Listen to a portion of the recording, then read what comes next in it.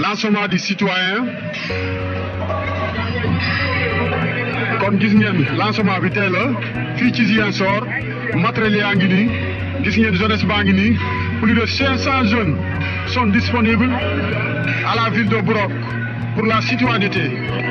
jërë ngeen jëf mbokk internet yi nga xam ne say su nekk saxul ñu fàttali leen tey ñu ngi fii nga xamante ne muy Ziguinchor muy lancement semaine activité bi nga xamante ne kii di président Ousmane Sonko doon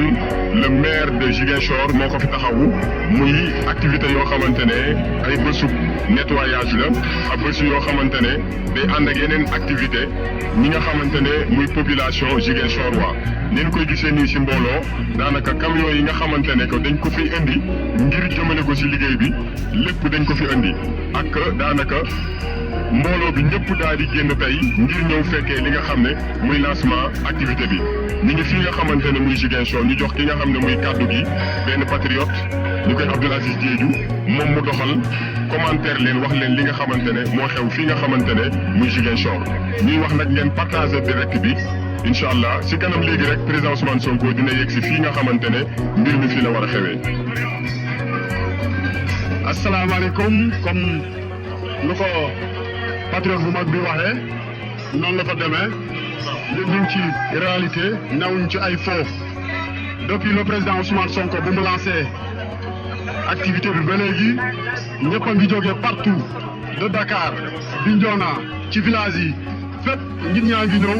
ñoo ngi woote bëgg fekkee événement bi bëgg bokk ci les jeunes volontaires yoo xamante ne dinañu nekk à la disposition du maire saa yu wootee ñoom bëgg nañu génn ñëw bale mbedd Ziguinchor yi bëgg nañu génnee yóbbu Ziguinchor foo xamante ne mosu faa egg gis ngeen buret yi ñoo nekk nii gis ngeen lépp doon de choix la ay patriotes yoo xamante ne ñoom ñoo génnee seen alal jox ko monsieur le maire camion yaa ngi nii gis ngeen grande entreprise yi fi nekk à Ziguinchor joxe nañu seen camion jeunes yaa ngi nii gis ngeen tubaab yaa ngi nii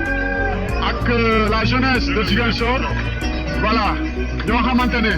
dañuy lëkkaloo ak ñoom bëgg a liggéey ak ñoom bàyyi.